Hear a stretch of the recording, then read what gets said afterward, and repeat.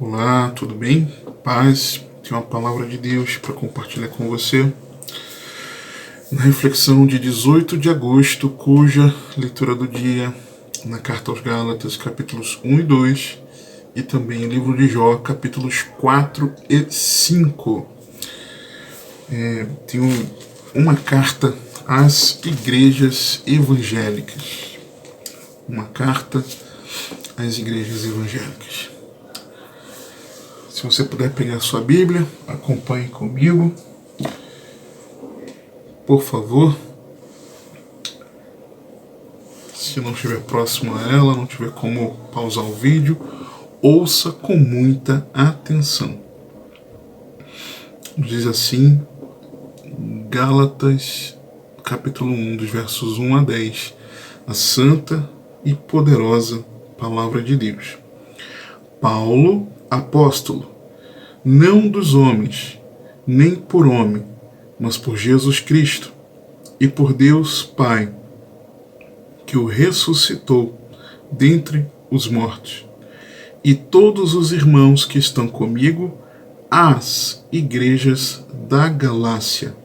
Graça a vós e paz da parte de Deus Pai e do nosso Senhor Jesus Cristo, o qual se deu a si mesmo por nossos pecados, para nos livrar do presente século mau, segundo a vontade de Deus nosso Pai, ao qual seja dada glória para todo sempre.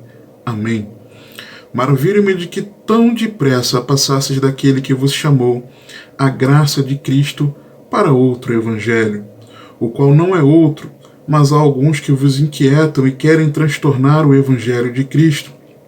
Mas ainda que nós mesmos, ou um anjo do céu, vos anuncie outro evangelho, além do que já vos tenho anunciado, seja anátema. Assim, como já vos dissemos, agora de novo também vos digo, se alguém vos anunciar outro evangelho, além do que já recebeste, seja anátema. Por quê? Persuado eu agora a homens ou a Deus? Ou procuro agradar a homens? Porque se estivesse ainda agradando aos homens, não seria servo de Cristo. Uma pregação, ou um estudo bíblico ministrado a determinada igreja local, pode ser registrado em vídeo, apenas em áudio, se os recursos forem mais limitados, especialmente antigamente era gravado muito em áudio, fitas cassete, CDs, ou até mesmo somente em texto, talvez reproduzido ali no site ou na rede social. Para quê? Para que seja compartilhado na internet, se assim o Espírito Santo direcionar, a fim de que abençoe muito mais pessoas, ok? Então, às vezes algo que é ministrado, por exemplo, na igreja onde eu congrego, a igreja que eu faço parte, nossa igreja local aqui, mas aquilo que o Espírito Santo traz a nós, muitas vezes abençoa a outras pessoas além do nosso local ali de culto, naquele momento, com aquelas pessoas que ali estão. Às vezes irmãos da localidade, da igreja, que não estavam ali, não puderam estar naquele momento, e muitas vezes os irmãos da igreja, creio que com toda sinceridade, talvez sejam a minoria dos que assistem as nossas pregações e ensinos na internet. Falo com muito carinho, mas eu creio que essa é a realidade pela vivência diária, do que os próprios irmãos dizem. Mas muitas pessoas de fora da nossa igreja local assistem e são abençoadas com essas mensagens. Pessoas alcançadas no estado do Rio de Janeiro, de todos os estados no Brasil e até de fora do Brasil, para a glória de Deus. Então, nós não podemos negar a importância que as mídias têm em nossos dias na evangelização, no discipulado. E eu estou falando de discipulado mais no caráter do ensino, não no caráter do Vida na Vida, tá? Porque Vida na Vida pela internet não tem como, mas o discipulado no caráter do ensino, tá? E na edificação da igreja, né? No crescimento espiritual da igreja. Fortalecimento, renovo, exortação, para cura, para libertação. A palavra de Deus ela vai produzindo o efeito para o qual ela está sendo enviada. E aí, você tem acesso a um exemplo disso. Essas reflexões em vídeo são um exemplo disso. É claro que eu aqui, se eu fosse falar localmente aqui, a câmera está me ouvindo, tá? E às vezes minhas meninas estão próximas, elas acabam ouvindo também durante as gravações. Mas fora isso, geralmente é a câmera e com esse enfoque de aqueles que assistirem as mensagens, as reflexões no canal, tá? Então, sites, redes sociais com publicações por texto, imagem, áudio, vídeo, lives, videoconferências estão aí à disposição. Há o alimento nutritivo em edificantes ensinamentos e pregações, com aprendizado, encorajamento, consolo, alerta e confronto, mas também muito alimento não apropriado, não próprio para consumo. Alguns apenas enchem sem nutrir, uns estão contaminados, tem verdade, mas tem ali a contaminação, e outros estão completamente estragados. Lembra do início do mês? Se não me engano foi bem no iniciozinho do mês, talvez no dia 1º, quando falei sobre pare de ouvir pregações. Deixa eu confirmar aqui agora. Olhando no plano de leitura, Romanos 10, dia 1º, isso. Foi bem na reflexão do dia 1º. Pare de ouvir pregações, que eu...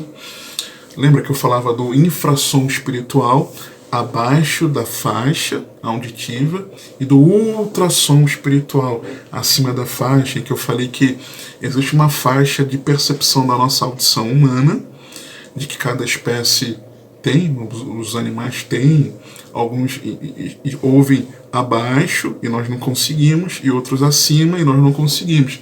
Tem a nossa faixa auditiva. Da mesma forma, existem sons que têm sido propagados por aí e que não podem ser percebidos por nossa audição da fé. Lembra que eu falei sobre isso? Então, esse cardápio ele é diversificado. E é interessante nós lembrarmos, é sempre importante voltar a esse texto, 2 Timóteo 4, de 1 a 5, porque era algo que eu vejo que é um alerta profético que nos mostra que nós gostamos disso. Nós somos sem vergonha. Estou me incluindo para você não se sentir ofendido. 2 Timóteo 4, 1 a 5.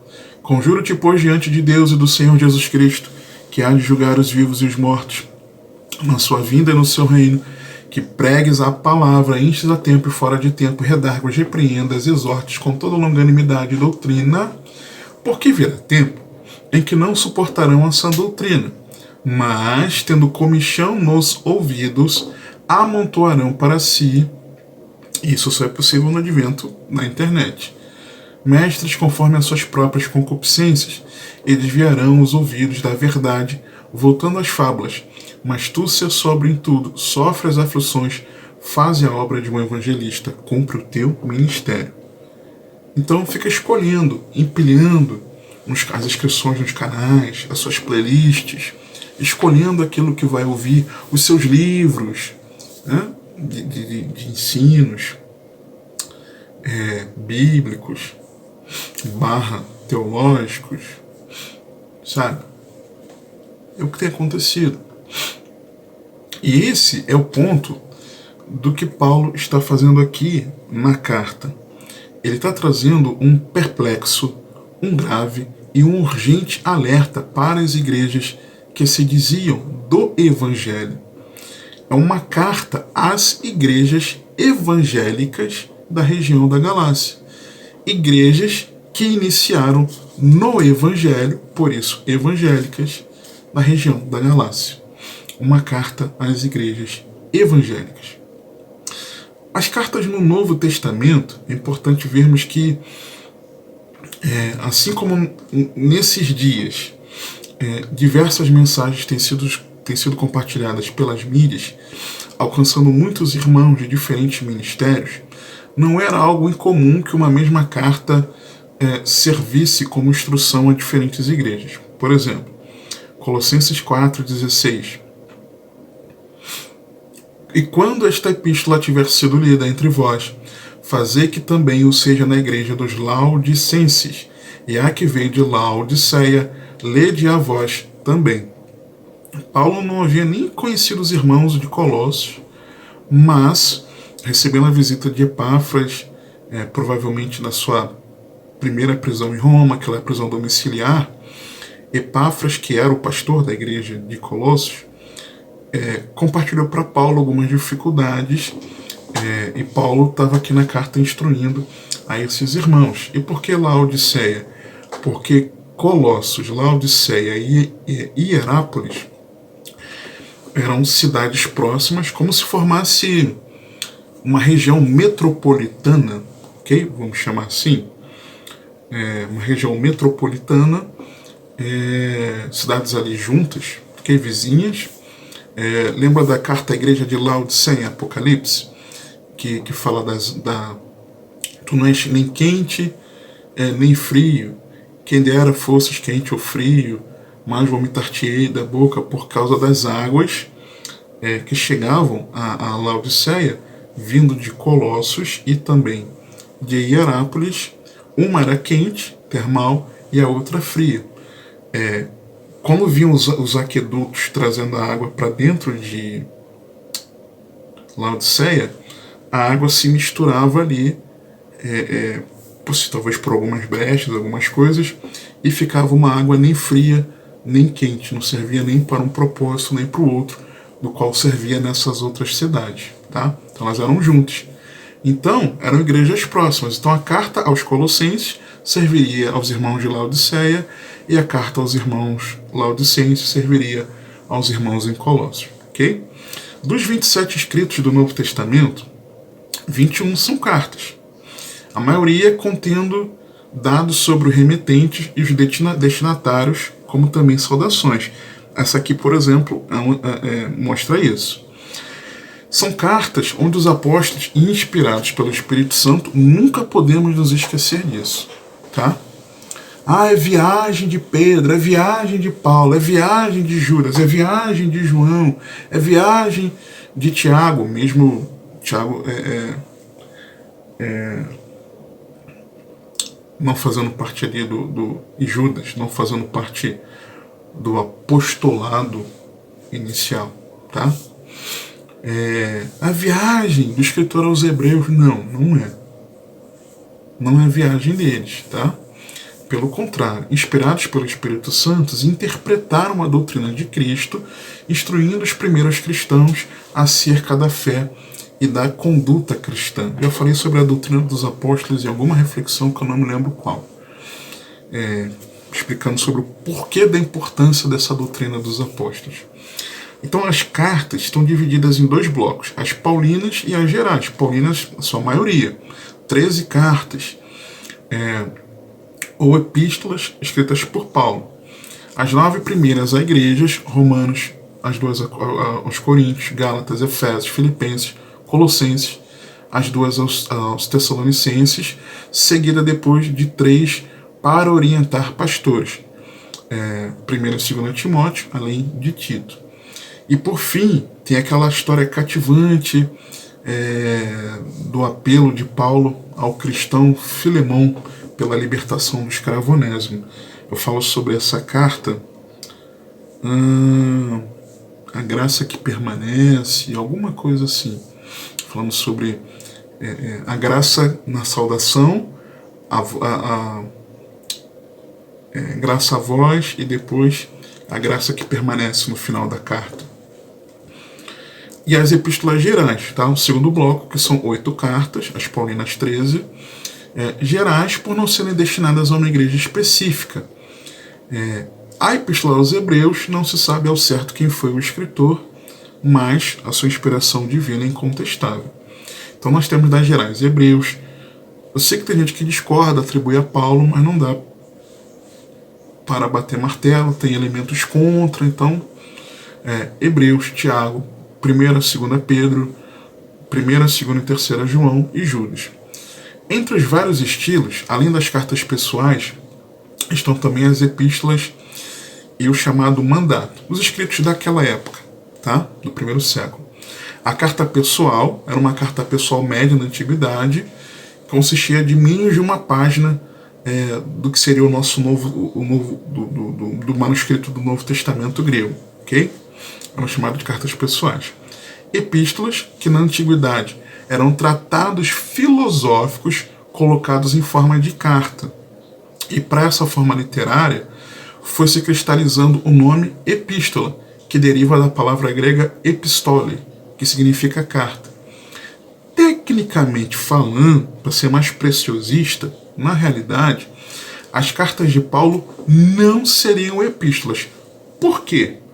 Porque elas não são filosofia e estão intimamente ligadas com a história do autor dele, Paulo, e seus leitores. Ou está falando de Paulo, ou está falando dos irmãos destinatários das cartas, ou uma junção das duas coisas, sendo como se fossem um aconselhamento pastoral, vamos chamar assim.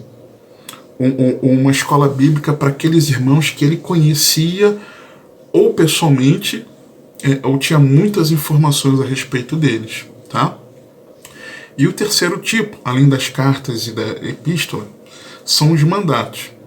Mandatos são escritos oficiais com o objetivo de esclarecer questões éticas e teológicas, e é possível imaginar que para Paulo esses escritos foram usados como modelo quando ele elaborou os seus escritos às igrejas dos cristãos gentios.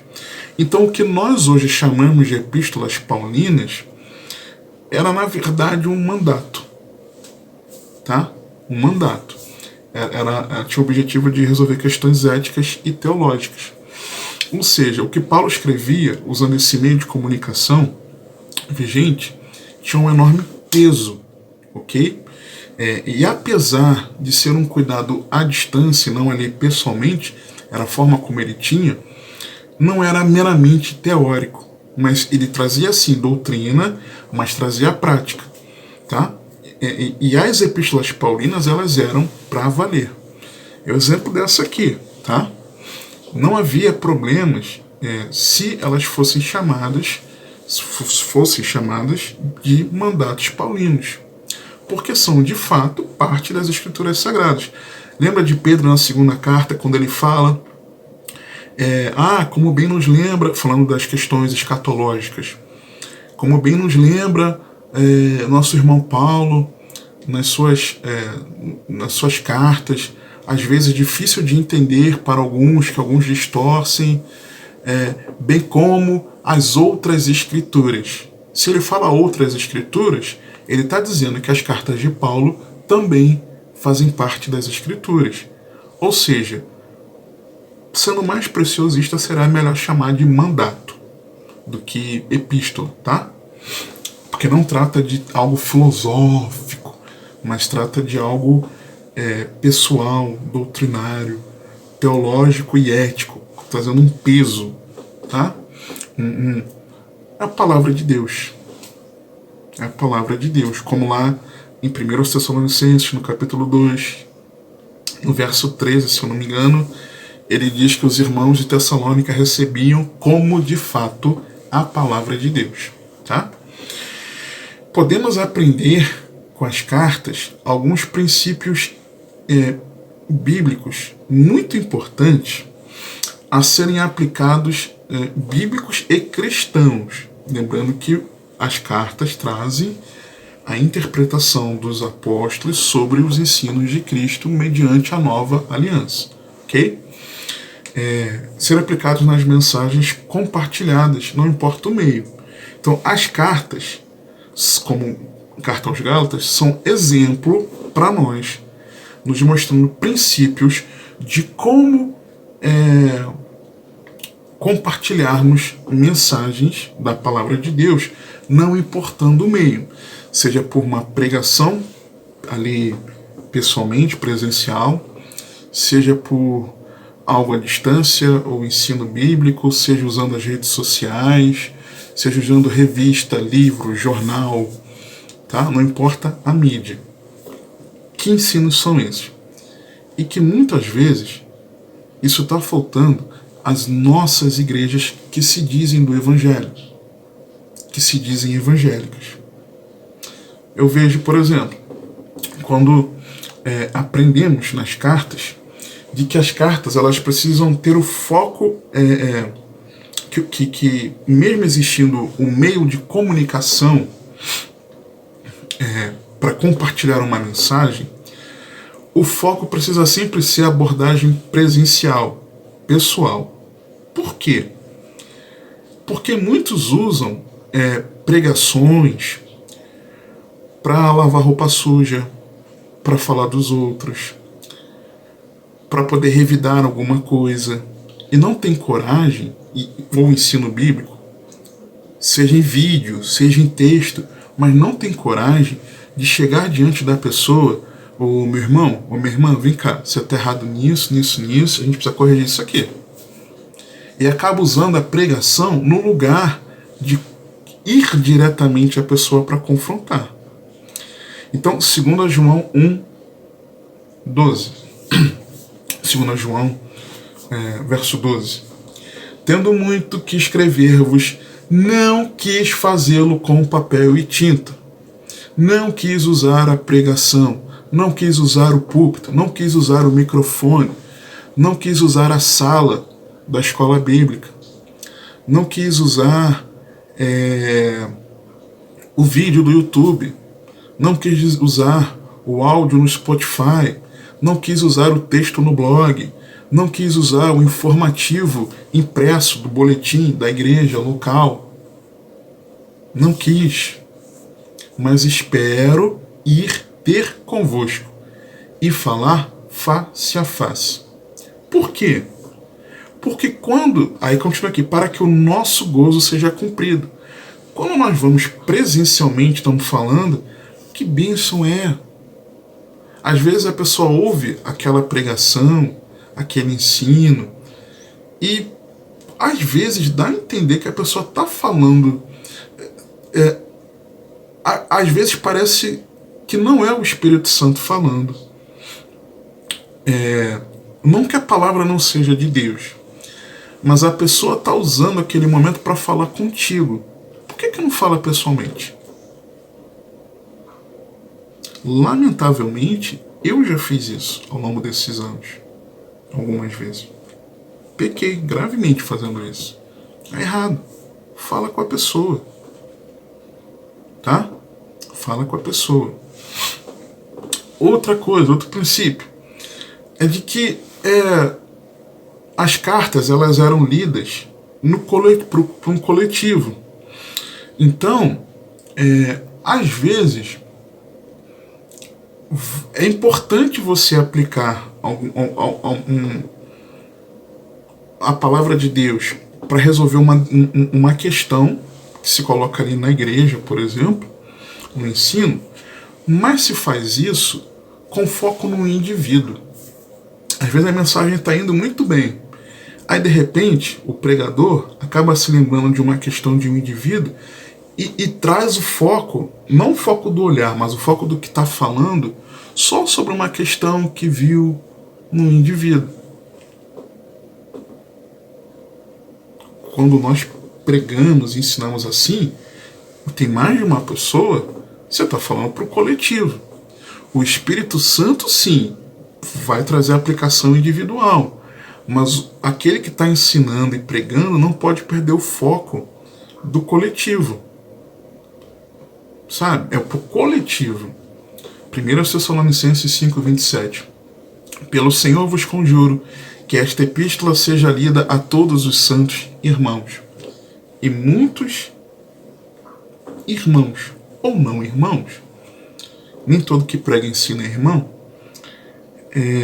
Irmão no sentido de não ter a Deus como pai. Não é por não ser irmão e deixar de ter título. Não é disso e porque tem título. Não é isso que eu estou falando. É por mais vezes não ser filho do Pai Celestial. E usa a pregação para falar com o indivíduo. E esquece do coletivo. Também está errado. Outra é a questão da demanda. A gente não pode ignorar a necessidade. Há pessoas que querem ensinar e pregar o que bem entendem. Não é aquilo que o Espírito Santo está mandando fazer. Está errado. Está errado. 1 Coríntios 7, 1. Ora, e de acordo com uma demanda, uma necessidade ali dos ouvintes, tá? 1 Coríntios 7, 1. Ora, quantas coisas que me escrevestes, bom seria que o homem não tocasse em mulher.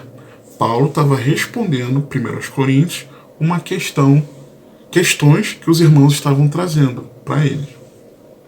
Um outro princípio é da característica pessoal e não imitação. Eu não posso imitar ninguém. É claro, irmãos me inspiram, me motivam, são exemplos, claro que sim, claro que sim. Mas eu não posso imitá-los. O meu jeito é o jeito que Deus me deu para ensinar, para pregar, é o meu jeito. Eu não posso querer imitar o outro. É a minha característica pessoal. 2 Tessalonicenses 3,17. Saudação da minha própria mão, de mim, Paulo, que é o sinal em todas as epístolas, assim escrevo. É dessa forma que eu falo. E é dessa forma que eu escrevo, você que lê meus textos. É dessa forma. Ok? Outra coisa importante é a cooperação e não o estrelismo. Romanos 16, 22. Eu, Tércio, que esta carta escrevi, vos saúdo no Senhor. Por que isso? Por que a importância da cooperação? O conteúdo era de Paulo, mas a escrita, ali na hora, era de Tércio. Por quê? Usava-se o trabalho desses irmãos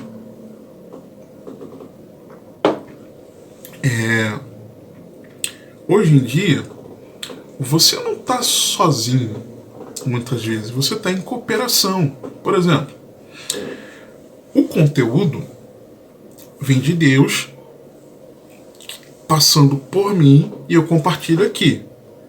Mas, quando você deixa o seu like, você compartilha o vídeo, deixa o seu comentário, você está cooperando. Quando sei lá, se a sua igreja grava as pregações e os ensinamentos, e você faz a mesma coisa, você está cooperando com o pregador, com o professor. Ok? Quando você abençoa o canal e você envia um microfone de lapela, como esse que eu ganhei há alguns meses, de uma querida irmã, você está cooperando. Quando você ajuda a regular o som lá na igreja, você está cooperando. Quando você ajuda levando a água para o pregador, para o ensinador, você está cooperando. Quando você vê que o seu filho está um pouquinho agitado e talvez traga aquilo perturbação, tira a atenção do pregador, do professor, e você acalma seu filho no momento e você depois retorna ali, você está cooperando. Quando você desliga o teu celular, coloca no modo avião, no silencioso, no vibrador, você está cooperando. Quando você está prestando atenção e não está voando, não está conversando, você está cooperando. Você entendeu? Não é o trabalho de uma pessoa só. E muitas vezes nós temos visto que as mensagens que têm sido compartilhadas às vezes são banhadas de um certo estrelismo. Você sabe disso que eu estou falando. Que eu vigio o meu coração. Outro princípio é de que precisa ser sem novidade. Sabe? tem gente que quer trazer novidade. 2 Coríntios 1:13. Porque nenhumas outras coisas vos escrevemos, senão as que já sabeis, ou também reconheceis, e espero que também até o fim as reconhecereis. O que pode acontecer é de nós irmos ao longo do tempo descobrindo coisas que ainda não conhecemos na palavra. Isso é uma coisa. Para algumas pessoas, aquilo que está sendo pregado, às vezes é uma novidade. Às vezes, na hora, o Espírito Santo traz um entendimento que se torna uma revelação que a pessoa até então não tinha entendido. É uma coisa. Outra coisa é o professor ou o pregador querer compartilhar uma novidade. Olha, uma revelação. Olha, algo aqui. Não. E não. E às vezes tem surgido umas por aí. Outro princípio é que a tradição bíblica precisa ser preservada, segundo os Tessalonicenses 2,15. Então, irmãos, estai firmes e retende as tradições que vos foram ensinadas, seja por palavra, seja por epístola nossa. O que acontece? Deixa-se a tradição bíblica, já é algo ortodoxo, definido ali. A igreja, ao longo dos séculos, de 2000 anos, vive, crê daquela forma, ensina, prega daquele jeito, e aquilo é deixado de lado por uma interpretação errada, por uma má vontade de ver que está errado, mas se prioriza às vezes a tradição dos homens. Está errado. Está errado. As igrejas evangélicas têm feito assim há tantas décadas. Mas quando isso começou? Pelo menos desde 1970 que é assim. E antes disso? Antes disso não era não, mas já está tradicional nas igrejas. Isso contraria a Bíblia? De fato contraria um pouquinho, mas as igrejas já fazem há tanto tempo. Está errado. Está errado. Outra coisa. É importante que a mensagem ela seja com o propósito das mentes estarem esclarecidas, avivadas. 2 Pedro 3, 1 e 2. Amados, escrevo-vos agora esta segunda carta, em ambas as quais desperto com exortação o vosso ânimo sincero, para que vos lembreis das palavras que primeiramente foram ditas pelos santos profetas, e do nosso mandamento como apóstolos do Senhor e Salvador. Então, já era uma segunda carta com o mesmo propósito.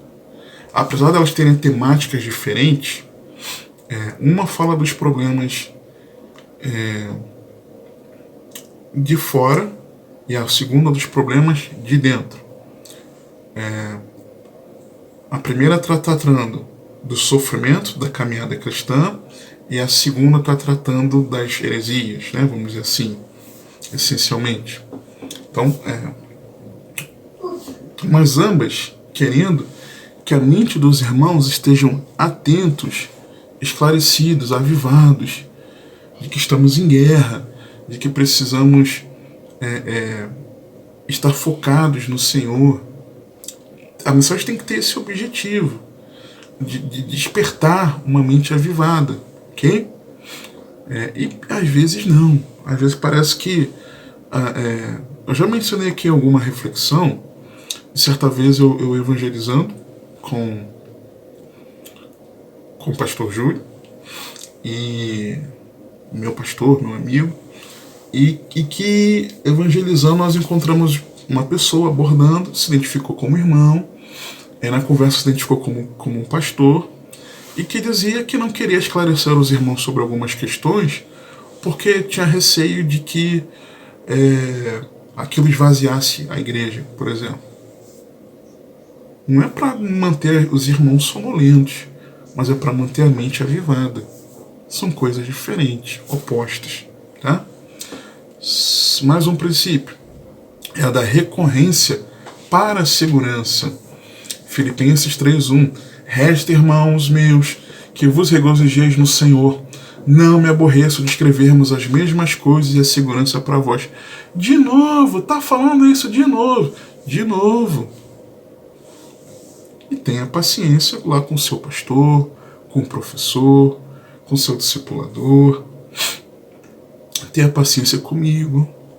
Ok? Outro princípio é que às vezes é necessário dar ênfase em alguma questão.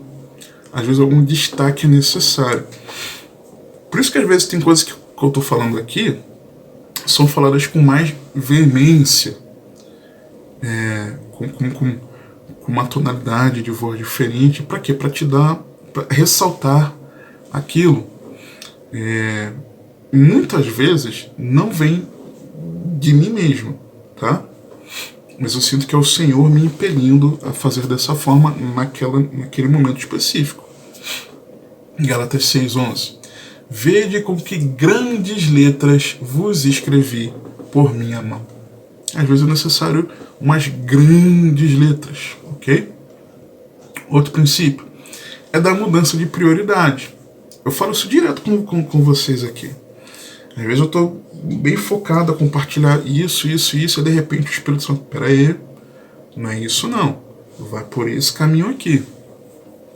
E às vezes de assuntos assim que eu, no meu entender, não entendo porque eu estou compartilhando aquilo, e depois eu fico sabendo o porquê que o Espírito Santo me levou a compartilhar aquilo daquela forma, para a glória de Deus. Então, é o que foi que aconteceu com Judas. Judas no verso 3. Amados, procurando eu escrever-vos com toda a diligência acerca da salvação comum, tive por necessidade escrever-vos e exortar-vos a batalhar pela fé que uma vez foi dada aos santos.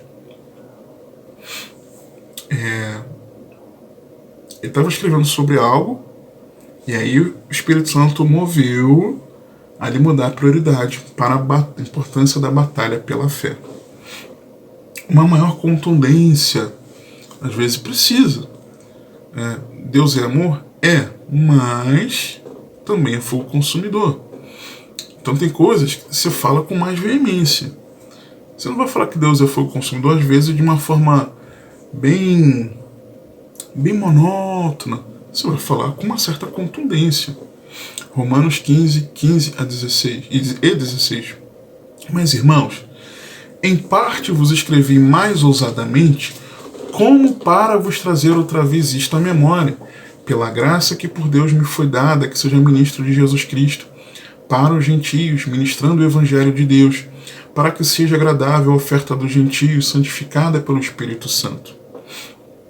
E aí, às vezes, sempre é difícil, mas às vezes é bem difícil, especialmente quando ela vem trazendo um confronto, quando tem uma contundência, algo assim. Mas é necessário. Segundo os Coríntios 2, lembra quando eu falo? Vai doer, né? É difícil, mas é necessário. Segundo os Coríntios 2, 4 e 9. Eu falei isso vai doer lá no canal do Telegram, escrevendo. Quando compartilho algumas reflexões, eu digo isso. Não falo aqui nos vídeos. Segundo os Coríntios 2, 4 e 9. Porque em muita tribulação e angústia do coração vos escrevi. Não foi fácil falar aquilo, escrever aquilo.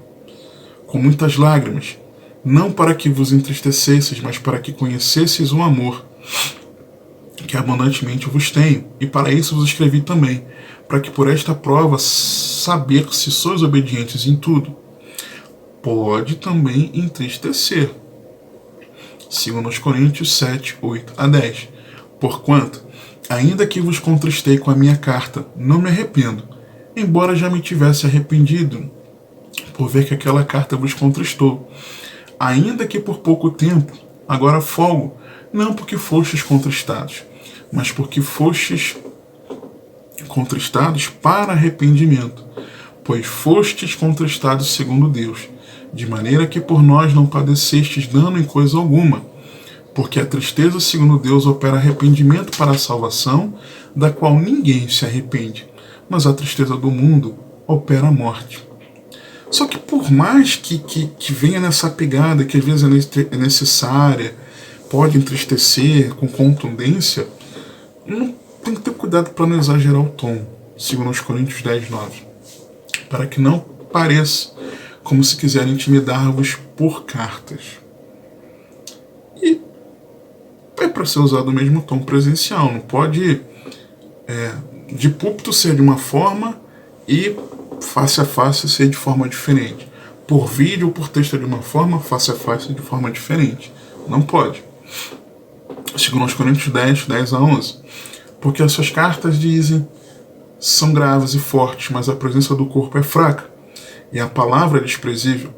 Pense o tal isto, que quais somos na palavra por cartas, estando ausentes, tais seremos também por obra, estando presentes. E é possível encontrar uma resistência, faz parte. Segundo os Tessalonicenses 3,14.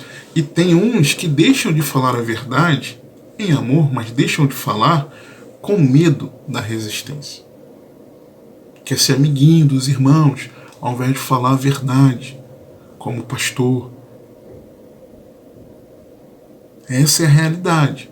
Não quer perder membro na congregação e não fala a verdade que a pessoa precisa ouvir. Segundo os Tessalonicenses 3,14. Mas, se alguém não obedecer a nossa palavra por esta carta, notai o tal, e não vos mistureis com ele, para que se envergonhe. Outro princípio, discernir o conteúdo. Segundo aos Tessalonicenses 2, 2, que não vos movais facilmente do vosso entendimento, nem vos perturbeis, quer por espírito, quer por palavra, quer por epístola, como de nós, como se o dia de Cristo estivesse já perto. Porque os irmãos de Tessalônica amavam tanto a vinda do Senhor que eles desalinharam ali essa expectativa com a prática em muitos momentos. E Paulo nas cartas traz esse realinhamento para eles em relação à vinda do Senhor. Então ele está falando, olha, não se mova do entendimento de vocês, daquilo que eu já ensinei. Ninguém, não se perturbem por isso. Seja por espírito, alguns dizem que é disposição, mas poderia ser uma revelação, quer por palavra, por pregação, ou por escrito, pela epístola, como de nós, tá? Então é preciso discernir esse conteúdo. E é esse o ponto, o conteúdo. E aí nós precisamos olhar para o contexto da carta aos Gálatas, para nós entendermos por que Paulo está escrevendo uma carta às igrejas evangélicas. Quando nós olhamos para o contexto, o que nós encontramos aqui? Que Paulo escreveu a carta aos cristãos da região da Galácia, e ali Antioquia da Psídia, Icônio, Listra e Derbe, após a primeira viagem missionária. Para quê? Para tratar sobre eles serem livres em Cristo, mostrando que guardar a lei de Moisés é oposto a viver a graça de Cristo Jesus. O versículo 16 do capítulo 2, por exemplo, olha o que o texto diz. Sabendo que o homem não é justificado pelas obras da lei, mas pela fé em Jesus Cristo, temos também crido em Cristo Jesus, para sermos justificados pela fé em Cristo, e não pelas obras da lei, porquanto pelas obras da lei nenhuma carne será justificada. Versículo 1 do capítulo 5 também. Estai, pois, firmes na liberdade com que Cristo nos libertou, e não torneis a colocar-vos debaixo do jugo da servidão. O que acontecia? O evangelho estava se espalhando pelo Império Romano. E muitos dos gentios estavam se rendendo a Jesus Cristo como seu Senhor e Salvador pessoal. Okay? Rapidamente surgiram discussões sobre a necessidade ou não desses gentios que estavam se convertendo deles seguirem a lei de Moisés para que eles fossem salvos e aceitos por Deus. Puxa, será que é só mesmo essa questão de fé? Será que não é preciso guardar a lei para que sejam salvos e também aceitos por Deus? Ok? Começou a surgir isso. E aí você tem ali a carta possivelmente escrita, tem algumas divergências, no ano de 49 depois de Cristo, e por volta do ano 50 teve aquele primeiro concílio lá de Atos 15, em que o próprio Paulo, junto com Barnabé, eles vão até Jerusalém, encontram com os apóstolos, com Tiago, que ali Tiago, irmão de Jesus, ali já era considerado como um apóstolo e considerado como alguém líder na igreja, tá? Em Jerusalém, na região ali da Judéia, e exatamente tratando sobre isso. Foi ali bem próximo, tá? Entende-se que foi próximo. Então, alguns anos após ter pregado o verdadeiro evangelho, durante essa primeira viagem missionária na região da Galácia, Antioquia de Pisídia, Listra, Icônio, Derbe, Paulo descobre que alguns mestres cristãos judaizantes tentaram desacreditar o seu ministério, seu apostolado, e ensinado que observar a lei de Moisés, incluindo a circuncisão, e aqui Gálatas fala disso, capítulo 5 mesmo. Eis que eu, Paulo, vos digo, versículo 2, vos digo, se vos deixar de circuncidar, Cristo de nada vos aproveitará. E de novo protesto a todo homem que se deixa circuncidar, que está obrigado a guardar toda a lei. Separados estáis de Cristo. Vós o que vos justificais pela lei da graça tendes caído. Porque nós, pelo Espírito da fé, aguardamos a esperança da justiça.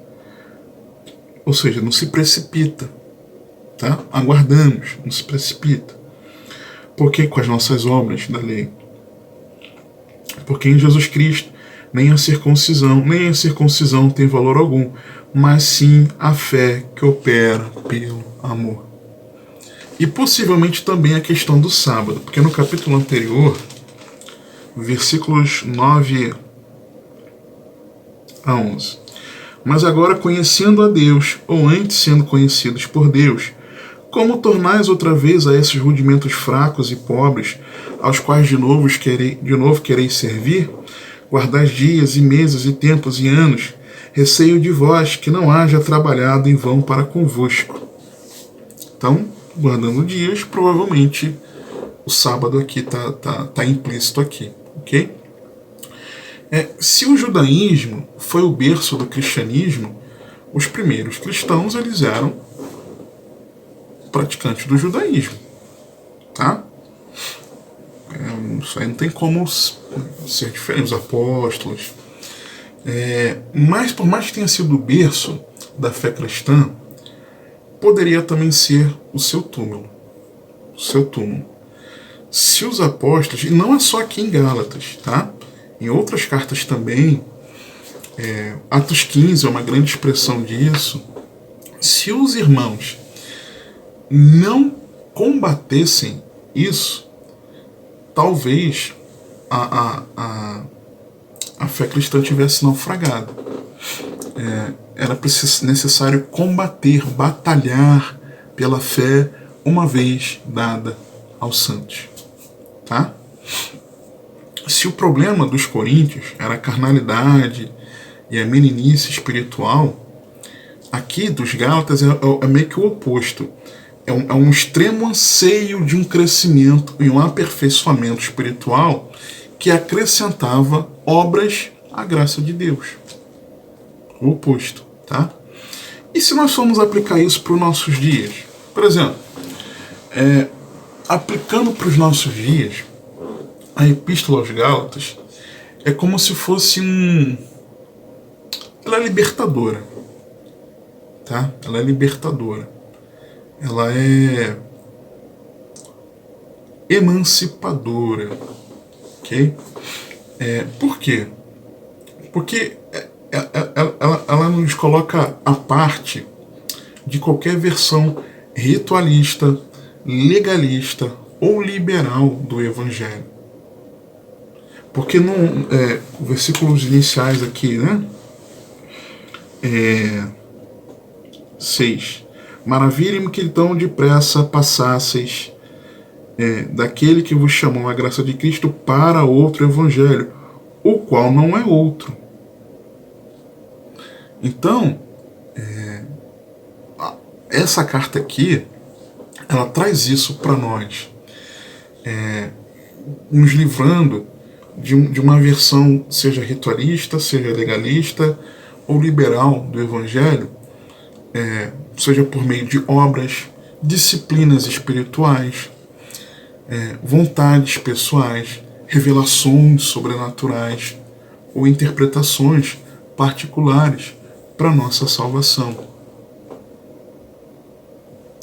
Nosso relacionamento com Deus não depende do quanto fazemos para Ele, no lugar, ou acrescentando, ou subtraindo, ou dividindo, ou multiplicando ao que Ele já fez por nós em Cristo.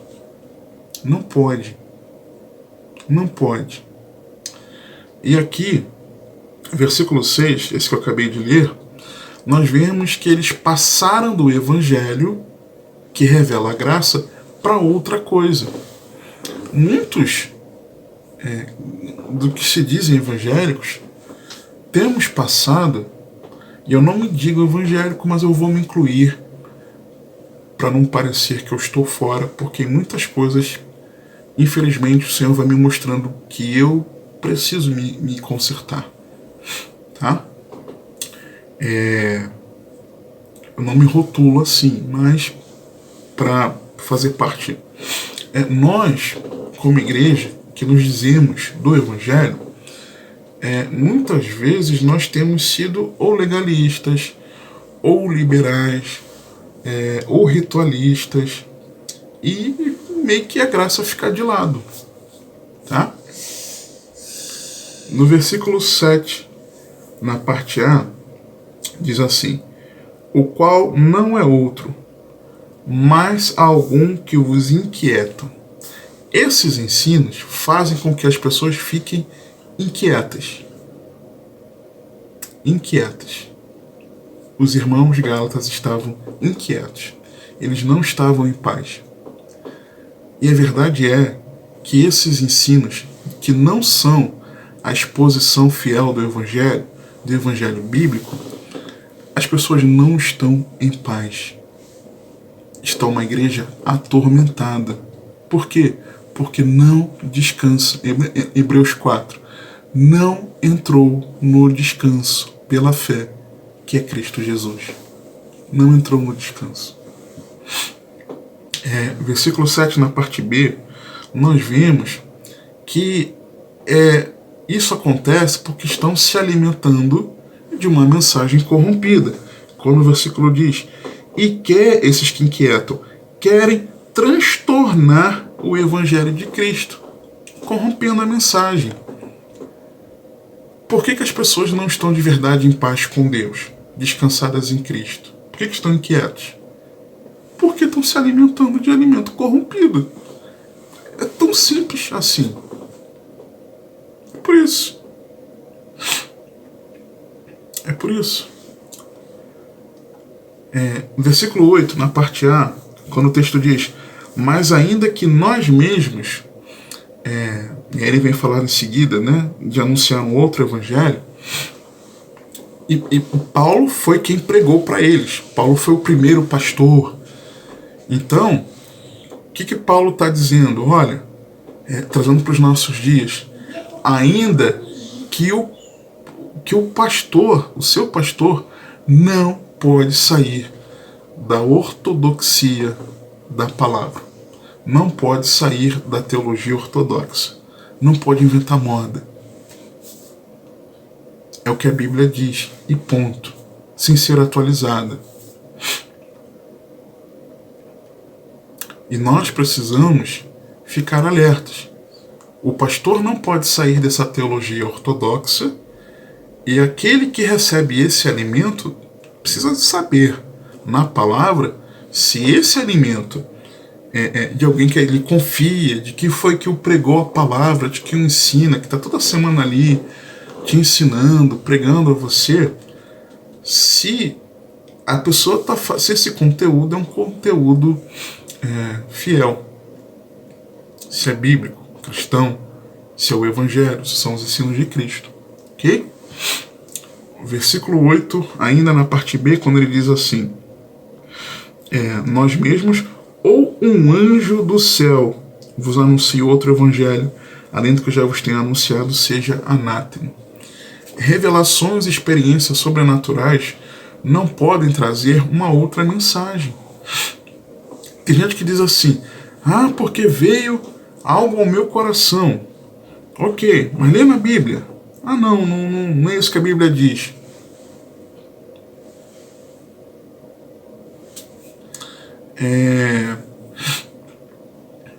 Estou dizendo, tem coisas que a Bíblia não claramente nos define, algumas questões. Mas tem coisas que está claro lá, exposto, escrito, revelado no texto, e coisas que os princípios em outros textos nos mostram aquilo. E se tratando do Evangelho, o Evangelho, que é poder de Deus para a salvação de todo aquele que em Cristo crê, está revelado ali plenamente aqui na palavra de Deus. Ok? Então, revelações, eu sonhei. Se sonhos, eu já tive sonhos que para mim não foram Deus falando. A maioria não foram Deus falando. Outros, entendi que foi uma revelação de Deus para a minha vida, sem ir contra a palavra de Deus, pelo contrário, tá? Mas muitas seitas surgiram porque tiveram aparições de anjos, sonharam, e muitas seitas foram fundadas, organizadas por causa disso. Então precisa de muito cuidado. Outra coisa, tem o tal aí do espírito de profecia, do uma profetisa, cujos escritos são colocados em pé de igualdade com as escrituras sagradas, que são desses que guardam dias, e que muitos nas igrejas evangélicas pensam que eles também são evangélicos e comem desse alimento. Estão lá assistindo um canal de televisão, assistindo os desenhos infantis deles, assistindo as programações que às vezes claramente, falo isso porque eu já assisti também anos atrás. Algumas coisas são bem claras, você pode não entender no primeiro momento, mas são claras. Gostam do seu programa musical, né? Programa musical que fala de uma caixa, né? A caixa. Alguns músicos evangélicos vão lá ministrar louvor, tá? Vão lá. Quando não, tem gente que vai e frequenta reuniões, por exemplo, sabe? E não entende que eles mesmos dizem que nós não fomos plenamente salvos por Cristo na cruz, mas que o Senhor está realizando um juízo investigativo de que pessoas da Igreja Batista, Assembleia de Deus, etc., precisam ser evangelizadas. Não os veem como irmãos, não são evangélicos. E você está enganado. Canta louvores deles, está enganado, tá? E tudo isso surgiu, essa organização religiosa, de revelações e experiências sobrenaturais. Só você ver lá a história deles, tá bom? Versículo 9. Nem um irmão pode nos influenciar. Deveria. Negativamente, com uma outra mensagem. Assim como já dissemos, agora de novo também vos digo, se alguém vos anunciar outro evangelho além do que já recebestes, seja anátema. E anátema aqui seja maldição, maldito. Maldito quem pregar outro evangelho. Mesmo que seja o seu pastor, mesmo que seja eu. Se algum dia eu compartilhar aqui com você um outro evangelho, pelo amor de Deus, não me escute. Não me escute. Mas me alerte, por favor. Me alerte. Para que eu me arrependa a tempo. Tá? Versículo 10. E nós vimos que essa mensagem, ela precisa confrontar. O outro evangelho, que não é evangelho, muitas vezes, não confronta. Quer trazer facilidades aqui para a vida terrena. Por que persuado eu agora? Versículo 10. A homens ou a Deus? Ou procura agradar a homens? Porque se estivesse ainda agradando aos homens, não seria servo de Cristo. Não seria servo de Cristo. Mas aí, como então não viver outro evangelho? E o que é essa carta às igrejas evangélicas? Ela pode nos mostrar de como não viver outro evangelho. Eu vejo isso nos versos 11 e 12. Mas faço-vos saber, irmãos, que o evangelho que por mim foi anunciado não é segundo os homens, porque não recebi nem aprendi de homem algum, mas pela revelação de Jesus Cristo. De que forma? Permanecendo no evangelho anunciado por Paulo, que é o único, é o evangelho bíblico, genuíno, e que ele aprendeu diretamente com Jesus Cristo. Lembra daquele texto que usamos muitas vezes na ceia do Senhor? 1 Coríntios 11, 23, parte A. Porque eu recebi do Senhor o que também vos ensinei. Ok? 1 Coríntios 15, 3, naquele ensino de Paulo, contestando os negacionistas da ressurreição. Aí Paulo começa dizendo o seguinte: porque primeiramente vos entreguei o que também recebi, que Cristo morreu por nossos pecados, segundo as Escrituras, e que foi sepultado, e que ressuscitou ao terceiro dia, segundo as Escrituras. Então, ele recebeu do Senhor, tá? Mas, o que Paulo exatamente teria recebido como revelação de Jesus? Jesus falando com ele, Jesus se apresentava a ele, outros textos mostram isso. Qual teria sido a revelação do Senhor para Paulo? Para mim, tá? Eu tô certo, de que foram verdades que o textuário da Bíblia nos revela. Porque Deus amou o mundo de tal maneira que deu o seu Filho unigênito para que todo aquele que nele crê não pereça, mas tenha a vida eterna. João 3,16. Verdades essas que estão contidas nos versículos iniciais que nós lemos, na saudação inicial da carta, quando ele diz assim, depois dele falar do destinatário, ele diz, versículo 3, graça a vós e paz, da parte de Deus Pai e do nosso Senhor Jesus Cristo, o qual se deu a si mesmo por nossos pecados, para nos livrar do presente século mau, segundo a vontade de Deus nosso Pai, ao qual seja dada a glória para todos sempre. Amém. Eu vejo, primeiro aqui, de que foi uma entrega, versículo 4, o qual se deu a si mesmo por nossos pecados. Quando lá em João 3,16, que deu o seu Filho unigênito. Foi uma entrega. Foi uma entrega. Está revelado isso aqui. Segundo, para nos salvar, quando diz por nossos pecados, para nos livrar do presente século mau. E vimos lá em João 3,16, não pereça, mas tenha a vida eterna, ou seja, para a salvação. Eu vejo também aqui, no mesmo versículo 3, vou chamar de parte C, quando o texto diz, segundo a vontade de Deus, nosso Pai, eu vejo que é pela graça de Deus, porque Deus amou o mundo de tal maneira. É um favor de Deus. Não é mérito nosso.